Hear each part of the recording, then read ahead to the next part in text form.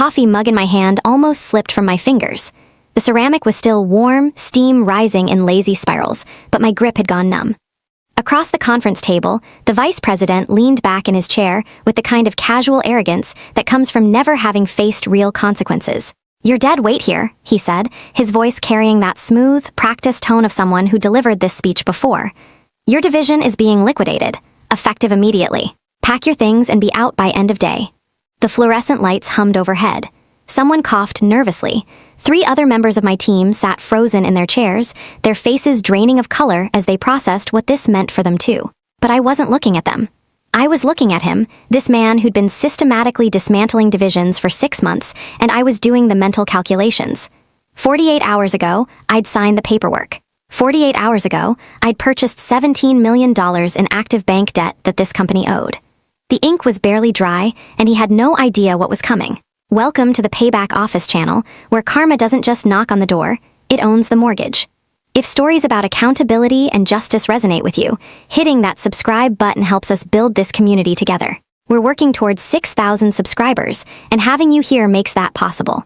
My name is Kristina Volkov, and until this moment, I was the Director of Advanced Development for the Piezoelectric Sensor Division at Hexagon Dynamics. I'd spent 12 years building that division from a speculative R&D project into a $23 million revenue stream.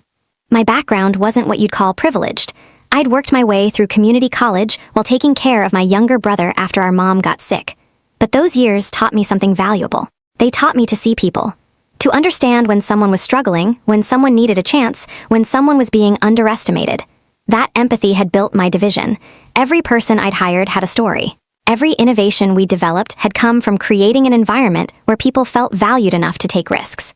And now this man, whose arrival 6 months ago had been the beginning of the end, was erasing all of it with the stroke of a pen. Let me take you back to where this really began.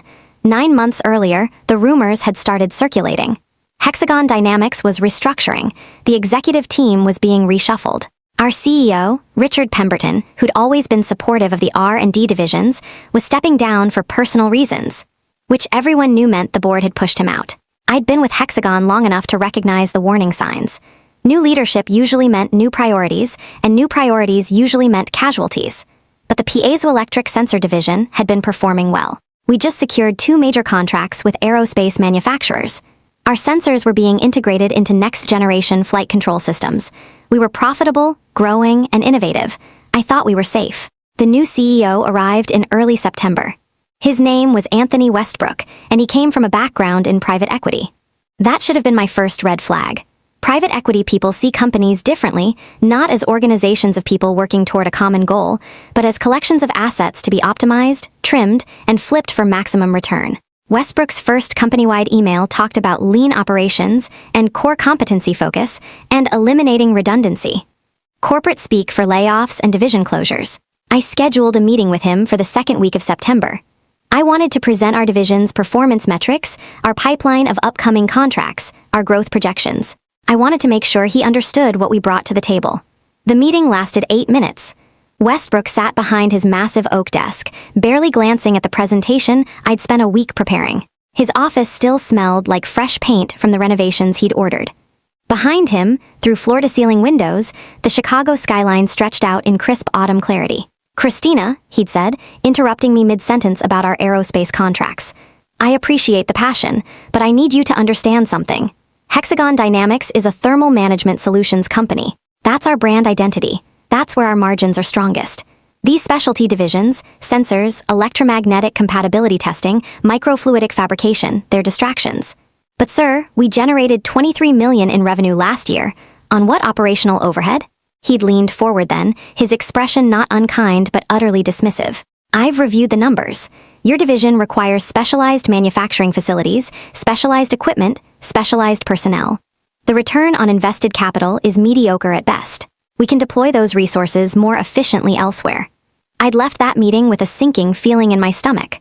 Over the next month, I watched Westbrook systematically dismantle everything that had made Hexagon Dynamics innovative. The electromagnetic compatibility testing lab was shuttered. The microfluidic fabrication team was sold off to a competitor.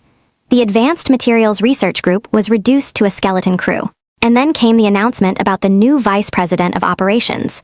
His name was Thaddeus Moreland, and according to the press release, he was being brought in to streamline operational efficiency and optimize resource allocation. More corporate speak. More warning signs. That was 6 months ago. Thaddeus Moreland arrived on a cold March morning, and from day one, he carried himself like a man on a mission. He was in his early 40s, with sharp features and expensive suits that whispered old money. His background was consulting, 15 years at a top-tier firm specializing in corporate turnarounds, which really meant he specialized in cutting things. His first week, he scheduled one-on-one meetings with every division head. Mine was on a Wednesday afternoon. Moreland's office was already personalized, family photos in expensive frames, diplomas from prestigious universities, some kind of abstract art that probably cost more than my car. He gestured to a chair across from his desk without looking up from his laptop. Christina Volkov, Piezoelectric Sensor Division, he'd said, reading from his screen. 12 years with the company, MBA from Northwestern. Division revenue $23 million, operational costs $18.4 million. Net contribution $4.6 million before overhead allocation. That's correct, I'd said carefully. Tell me why your division should continue to exist. Not tell me about your division, or what are your growth plans. Just straight to justifying our existence. I'd given him the pitch. The aerospace contracts, the IP portfolio, the growth trajectory, the client relationships. He'd listened with the kind of polite attention that meant he was already forming counterarguments. Interesting, he'd said when I finished. Here's what I see. A division that requires specialized expertise we can't easily redeploy. Manufacturing facilities that sit idle 40% of the time. A client base concentrated in aerospace, which is notoriously cyclical. And a product line that's tangential to Hexagon's core thermal management competencies. With respect, Mr. Moreland, that's a very narrow way to evaluate strategic value. Strategic value is another way of saying doesn't generate sufficient returns, but we're emotionally attached to it. He'd smiled then, not unkindly, but with absolute confidence. I've seen 100 divisions like yours, Miss Volkov. They're built by passionate people who do good work, but good work isn't the same as optimal resource allocation. That meeting had lasted 20 minutes, and I'd left knowing exactly what was coming. Not immediately, Moreland was too strategic for that, but eventually. My division was on borrowed time. Over the next 6 months, I watched him work. He was methodical, systematic, and completely ruthless. The thermal dynamics test lab was consolidated with another division, 12 people laid off. The specialty coatings unit was sold to a competitor, 37 jobs eliminated.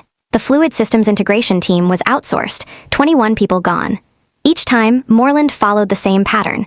He'd spend weeks analyzing the division, identifying inefficiencies, building his case. Then he'd present to Westbrook and the executive team with PowerPoint presentations full of cost-benefit analyses and resource optimization models.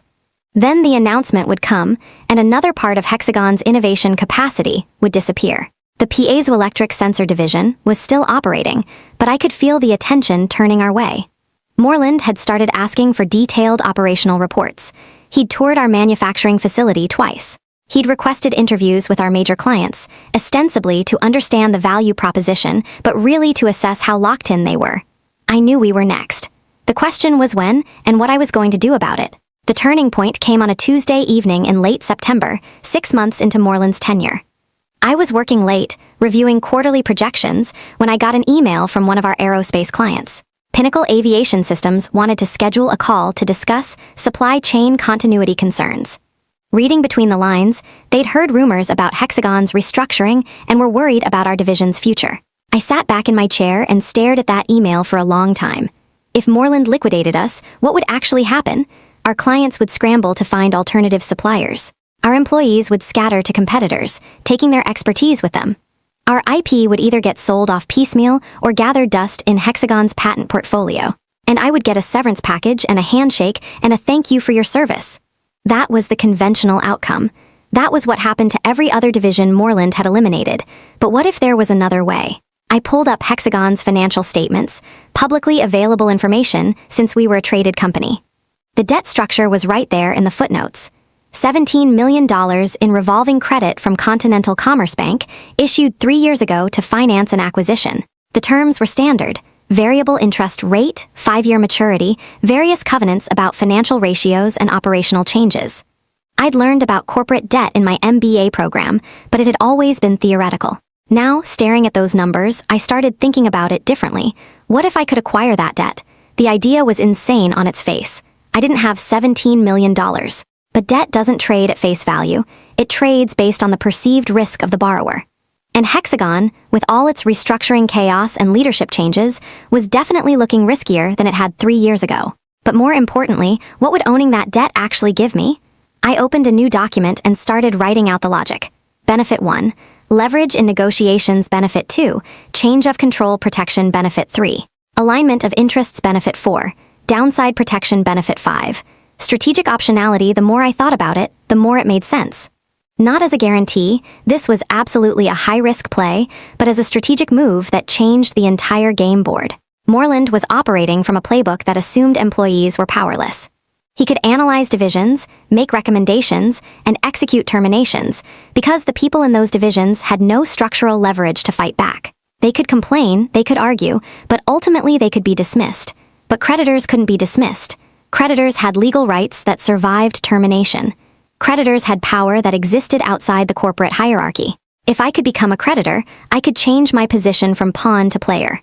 I sat in that office until nearly midnight, running scenarios, calculating risks, making lists of who I'd need to call and what I'd need to say. By the time I left, I had the skeleton of a plan. It was audacious. It was possibly crazy. It would require convincing investors to bet millions of dollars on my judgment.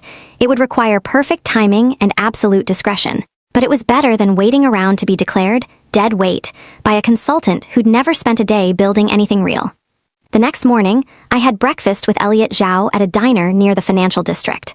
Elliot and I had worked together years ago at a different company before he transitioned into commercial banking. We'd stayed in touch, the occasional lunch, industry conferences, the kind of professional friendship that's valuable precisely because it exists outside your immediate workplace.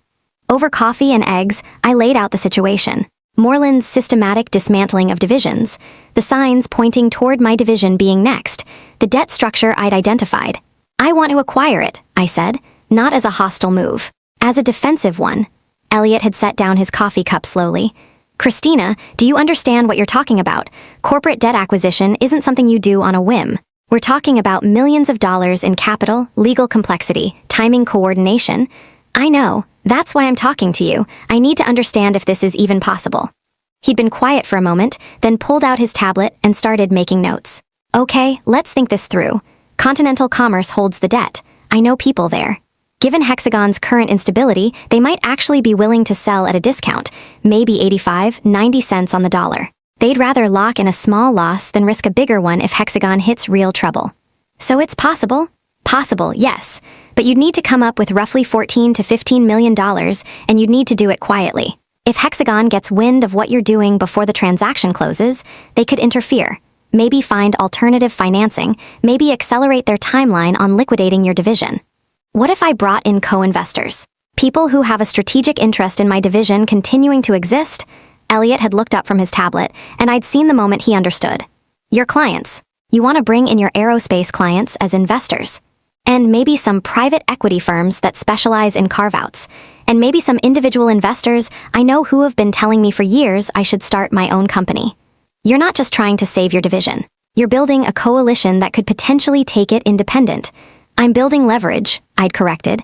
What happens after that depends on how Hexagon responds. Over the next 2 weeks, Elliot helped me map out the mechanics. We identified Continental Commerce as the debt holder and confirmed they were open to selling. We structured a special purpose vehicle, an LLC that would exist solely to hold the debt and bring together multiple investors. Then I started making calls. The first call was to Pinnacle Aviation Systems, specifically to their VP of Supply Chain, a woman named Beatrice Hoffman, who I'd worked with for 6 years. Beatrice, I need to talk to you about something sensitive, not over email. Can we meet in person? We'd met at a hotel bar near O'Hare Airport, neutral territory.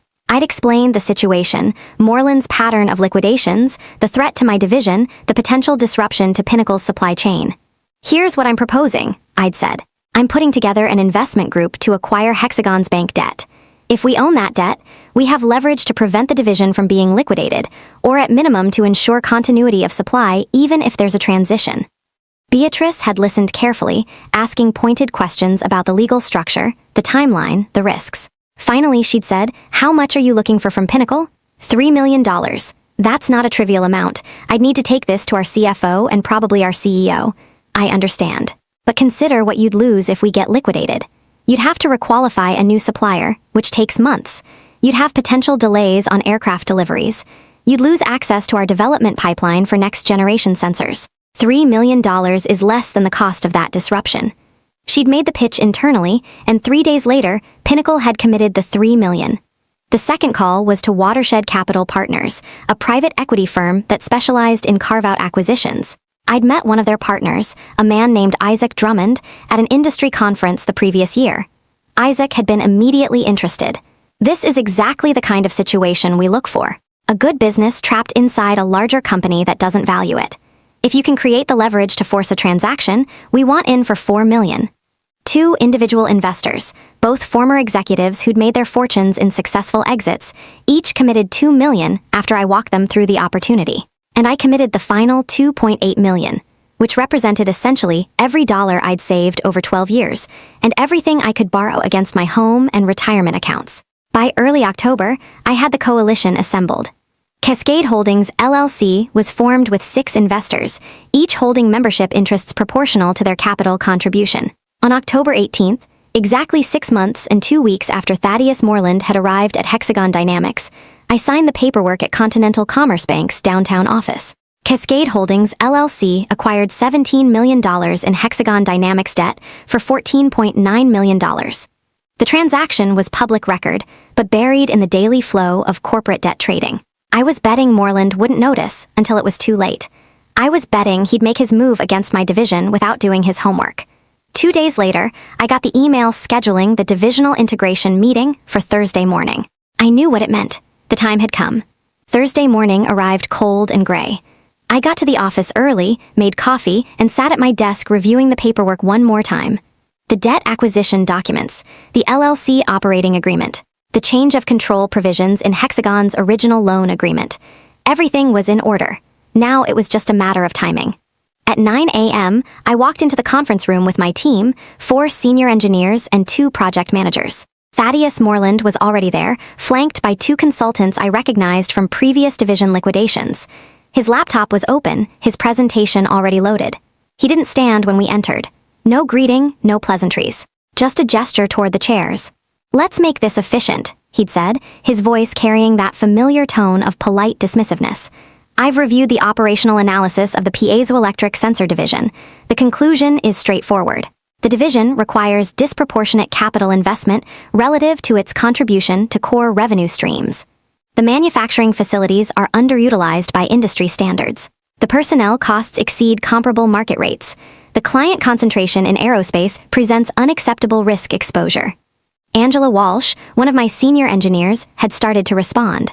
"Sir, if I could clarify the client diversification strategy we've been," Moreland had held up a hand. "I'm not here for a debate. The analysis is complete. The decision has been made at the executive level. The piezoelectric sensor division is being liquidated, effective immediately. You'll receive severance packages in accordance with company policy. HR will provide details regarding timeline and transition." The room had gone silent. I could feel my team's eyes turning toward me, waiting for me to say something, to fight back, to do anything. That's when Moreland had looked directly at me, and that's when he delivered the line he probably thought was professional candor. "You're dead weight here." I'd let those words hang in the air for a moment. Around the table, my team sat frozen, some angry, some devastated. Angela had tears forming in her eyes. Raymond Torres, my manufacturing director, had his jaw clenched so tight I could see the muscle jumping. But I'd simply nodded, carefully set down my coffee mug, and stood up. "Understood," I'd said calmly. "I'll need to make some phone calls regarding the transition. May I use the conference room for a few minutes?" Moreland had waved dismissively. "Make it quick. Building security will be coordinating the exit process by noon." My team had filed out, their faces shell-shocked. I'd closed the conference room door behind them and pulled out my phone. Elliot Zhao answered on the second ring. "It happened," I said simply. "Execute phase 2. "You're absolutely sure?" Elliot's voice was cautious. "Once we trigger this, there's no walking it back." "I'm sure. He just terminated the entire division. Do it." What Elliot did next was technically simple but practically nuclear. As the designated representative of Cascade Holdings, LLC, the entity that now owned $17 million in Hexagon Dynamics debt, he contacted the company's chief financial officer and formally invoked the change of control clause in the debt agreement. The letter was precise and legally airtight. Hexagon Dynamics had announced and begun executing a major operational restructuring, including the liquidation of the piezoelectric sensor division and multiple other divisions over the previous 6 months. This constituted a material change in the company's operational structure. Under Section 7.3(b) of the debt agreement, Cascade Holdings was exercising its right to call the debt, demanding immediate repayment of $17 million within 30 days, or we would initiate foreclosure proceedings. I'd been standing by the conference room windows, watching the normal office activity below, when I heard the commotion. Milton Burgess, Hexagon's chief accountant, was practically running down the hallway. His face had gone ashen, that grayish-white color that comes from sudden shock. His tie was askew, and he was clutching a folder of papers like a life preserver. He burst into Moreland's office without knocking. Even through the closed door, I could hear his voice, higher pitched than normal. "We have a severe problem." I stayed where I was and watched through the glass walls as the crisis unfolded. Moreland's office was 30 feet away, separated by the same transparent walls that were supposed to promote collaborative culture. Milton was gesturing frantically at the documents, his mouth moving rapidly. Moreland had gone very still, his earlier casual confidence replaced by sharp focus. One of the consultants got on a phone.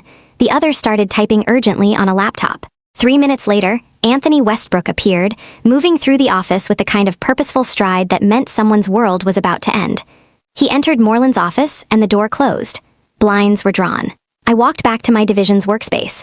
My team was clustered together, some packing boxes half-heartedly, others just standing around in stunned silence. "What's happening?" Raymond Torres asked, noticing my expression. "There's some kind of emergency in the executive wing." "I imagine they're discovering that liquidating divisions has consequences," I said calmly. "Keep packing, but slowly. I don't think anyone's going anywhere today." Angela looked at me, her eyes red but suddenly sharp. "Christina, what did you do?"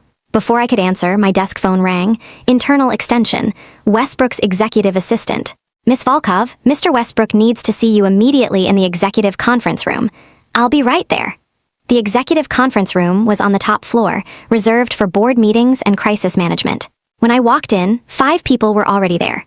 Westbrook, Moreland, Milton Burgess, the company's general counsel Harriet Blackwell, and an older man I didn't recognize. Silver hair, expensive suit, the unmistakable bearing of high-priced legal counsel. Westbrook didn't stand. His expression was tight with barely controlled fury. "Christina, sit." I sat. 2 days ago, Westbrook said, his voice clipped and precise, "our corporate debt was purchased by an entity called Cascade Holdings LLC. This morning, that entity invoked a change of control clause and is demanding immediate repayment of $17 million. Milton tells me we don't have that kind of liquid capital available. Are you aware of this situation?" "I'm aware." Thaddeus Moreland leaned forward, and I watched the realization dawn on his face. His eyes widened slightly, then narrowed. You're behind Cascade Holdings." "I'm a member of the LLC, yes, along with several investors who share an interest in the piezoelectric sensor division's continued operation."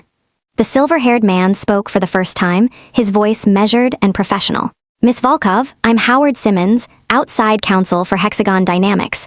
What you've orchestrated here is extraordinarily aggressive. Some would characterize it as a conflict of interest, possibly even tortious interference with business operations." I met his gaze evenly. "I acquired debt on the open market using private capital. Continental Commerce Bank was happy to sell. There's nothing illegal or unethical about that transaction. If anything, Hexagon should be pleased that your debt is now held by someone who actually understands the business." Harriet Blackwell, the general counsel, shook her head. "This is unprecedented. An employee acquiring their employer's debt as leverage." "Former employee," I interrupted quietly.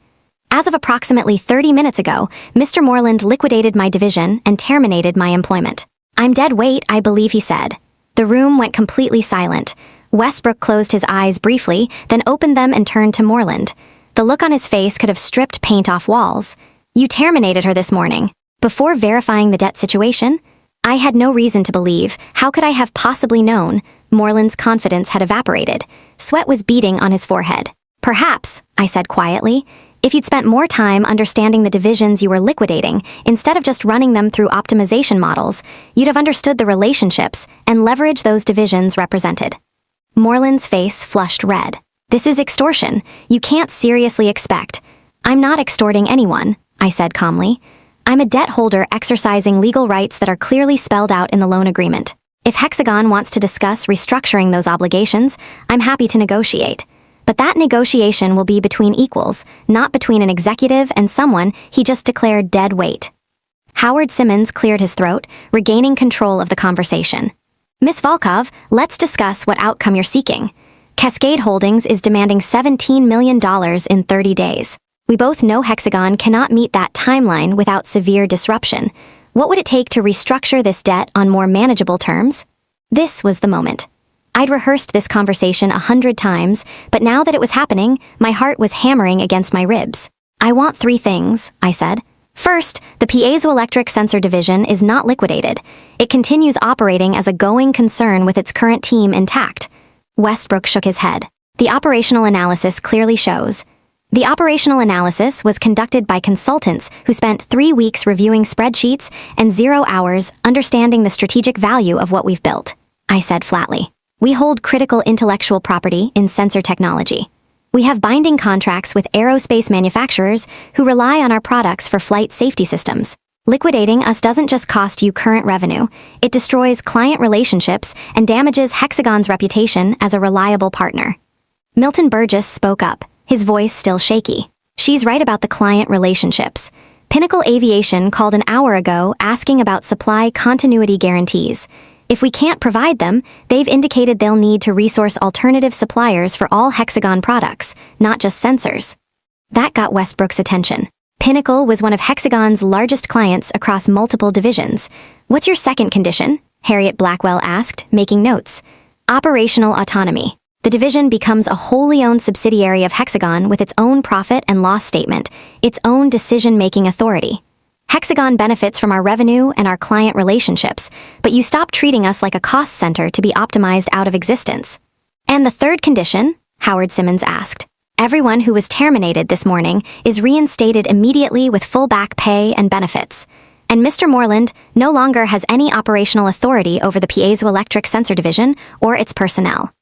Moreland's face went from red to purple. You cannot seriously expect. I'm not negotiating with you, I said, cutting him off. I'm negotiating with Mr. Westbrook and the board. You've been here 6 months and you've created a $17 million crisis. Your judgment regarding my division is clearly compromised. Westbrook was silent for a long moment, his fingers drumming on the conference table. If we agree to these terms, what happens to the debt? Cascade Holdings restructures it into a 5-year note at a reasonable interest rate. We'll work with your legal team to draft terms that provide certainty for both sides. And when the piezoelectric sensor division hits the growth targets I'm projecting, which we will, Hexagon will be in a strong position to repay early and regain complete control. Howard Simmons was already running calculations on his tablet. That's actually more than reasonable. Why aren't you demanding equity or pushing for a full buyout of the division? Because I don't want to destroy Hexagon, I said honestly. I spent 12 years building something here. I believe in what this company was before it became obsessed with short-term optimization. I want my division to succeed, and I want Hexagon to succeed. But I will not stand by while good people are treated as disposable line items by someone who's never built anything in his life. The formal agreement took 3 weeks to finalize. Lawyers worked through every clause, every contingency, every possible edge case. In the end, Cascade Holdings restructured Hexagon's $17 million in debt into a 5-year note at 6.5% interest, with provisions allowing early repayment without penalty. The piezoelectric sensor division became Hexagon Sensor Technologies, a wholly owned subsidiary with operational independence. I was named president with full authority over hiring, budgeting, strategy, and operations. Every person who'd been terminated that Thursday morning was reinstated. I held a division meeting the day the agreement was signed and told them everything. The debt acquisition, the 6 months of watching Moreland work, the coalition of investors, the negotiation. They deserve to know. Angela Walsh cried again, but from relief this time. Raymond Torres laughed and said he'd known I had something planned, which was absolutely untrue, but I appreciated the confidence. Thaddeus Moreland lasted another 6 weeks before pursuing other opportunities. Westbrook had essentially stripped him of all meaningful authority after the crisis. When someone creates a $17 million problem through sheer arrogance and lack of due diligence, trust is impossible to rebuild. I never spoke to him again after that day in the conference room. He kept to his office, worked on whatever diminished portfolio Westbrook still allowed him to touch, and then one Monday his office was empty and there was a terse internal memo about organizational changes. Sometimes the best revenge isn't confrontation. It's simply continuing to succeed while they fade into irrelevance. Over the next 2 years, Hexagon Sensor Technologies exceeded every projection I'd made to the investors. We expanded our aerospace contracts beyond Pinnacle Aviation, bringing in clients from commercial aircraft manufacturers, military drone systems, and eventually a NASA satellite project. The division that Moreland had dismissed as dead weight grew from $23 million in annual revenue to $41 million. We hired 32 new employees, including a brilliant young engineer named Christopher Park, who developed a next-generation pressure sensor that set new industry standards. Angela Walsh was promoted to Vice President of Engineering. Raymond Torres took over advanced manufacturing operations and pioneered new production techniques that improved our margins by 18%. The investors in Cascade Holdings were thrilled. Their high-risk bet on defending a division had turned into a strong-performing asset, generating consistent returns. Watershed Capital Partners approached me multiple times about spinning Hexagon Sensor Technologies into a fully independent company, but I wasn't ready for that. The current structure worked, we had autonomy to innovate and the backing of a larger corporation's resources. In the third year, Hexagon Dynamics repaid the restructured debt in full, 21 months ahead of schedule. The company had stabilized under Westbrook's leadership, once he'd stopped relying solely on consultants who only saw spreadsheets instead of understanding people and products. To his credit, Westbrook called me personally the day the final payment cleared. "Christina," he'd said, "I owe you an apology. When I first arrived at Hexagon, I was so focused on financial optimization that I nearly destroyed some of our most valuable assets. You taught me something I should have already known. The numbers on a balance sheet don't tell you everything about what makes a business work." "I appreciate that, sir," I'd said. "For what it's worth, you've done good work stabilizing the company. We're much stronger now than we were 3 years ago, thanks to you refusing to let me make a catastrophic mistake." That conversation ended with mutual respect that hadn't existed before. Funny how nearly destroying a company can lead to better understanding. 5 years after that Thursday morning, when I almost dropped my coffee mug, Hexagon Sensor Technologies is preparing for an initial public offering. We're now a $78 million business with 243 employees across 3 facilities. Our sensors are integrated into aerospace applications, medical devices, autonomous vehicle systems, and renewable energy infrastructure. We hold 63 patents with another 14 in the application process. Cascade Holdings LLC was formally dissolved last year, having served its purpose. Every investor received substantial returns on their capital, and several have remained involved as advisors and board members. Elliot Zhao joined our board of directors and occasionally texts me asking if I'm planning any more financial warfare operations. I always respond that once was quite enough for a lifetime. I still encounter people from the old Hexagon days. Milton Burgess retired last year, and at his retirement party, he pulled me aside. "You know," he'd said, "that morning when we discovered what you'd done, I thought my heart was going to give out. But looking back on 40 years in corporate accounting, it was the most impressive strategic move I've ever witnessed." Anthony Westbrook is still CEO of Hexagon Dynamics. The company is performing well, and they've resumed investing in R&D and innovation. Turns out that, when you don't liquidate all your specialty divisions, you maintain technological capabilities that become valuable. I never heard from Thaddeus Moreland again after he left. I occasionally wonder if he learned anything from the experience, if he ever looked back and realized that dead weight was actually carrying more value than he'd bothered to understand. But honestly, I don't think about him often. He was a catalyst for change, nothing more. The people I think about are the ones who were in that conference room that morning. Angela Walsh, who's being recruited by major tech companies, but keeps choosing to stay because she believes in what we're building. Raymond Torres, who's become one of the most respected manufacturing experts in our industry. Christopher Park, who just published a paper that's being cited throughout the sensor engineering field. All the people who would have been discarded as dead weight if I hadn't fought back. That coffee mug, the one I almost dropped that Thursday morning, is still on my desk. It's nothing fancy, just a generic ceramic mug with the old Hexagon Dynamics logo from a company event years ago. But I keep it there as a reminder of the moment when everything could have gone one of 2 ways. The moment when I could have accepted the verdict that I was dead weight and walked away. Or the moment when I could stand up and prove that I was actually holding something far more valuable than Thaddeus Moreland had ever bothered to understand. I chose to stand up. And in doing so, I saved 40 jobs that morning, created 200 more over the following years, and built something that continues to grow and innovate and create value, not just financial value, but the kind of value that comes from people doing meaningful work they believe in. That's worth an almost dropped coffee mug. The business world throws around words like disruption and optimization and restructuring as if they're neutral, technical terms. But behind every one of those words are human beings. People with mortgages and children in college and elderly parents to care for. People who have invested years of their lives building expertise and relationships and value. When leaders forget that, when they treat those people as disposable in service of some financial model, they don't just make a moral mistake. They make a strategic mistake. Because those people are the company. The relationships are the company. The knowledge and commitment and creativity are the company. Take those away, and you're not optimizing anything. You're just destroying what you don't understand. I'm grateful I was in a position to fight back, to create leverage, to force a different outcome. I'm grateful for the investors who trusted me, the colleagues who supported me, the clients who valued what we'd built enough to put their capital behind protecting it. Not everyone gets that chance. Not everyone has the resources or relationships or positioning to stand up to executives who see them as expendable. But this story exists as proof that sometimes, not always, but sometimes, empathy wins. Understanding wins. Taking the time to see the whole situation instead of just the spreadsheet wins. And the people who underestimate that do so at their own peril. If stories about standing up for what's right resonate with you, that subscribe button helps us keep building this community. We're working towards 6,000 subscribers, and every person who joins makes sharing these stories possible. Thank you for being here.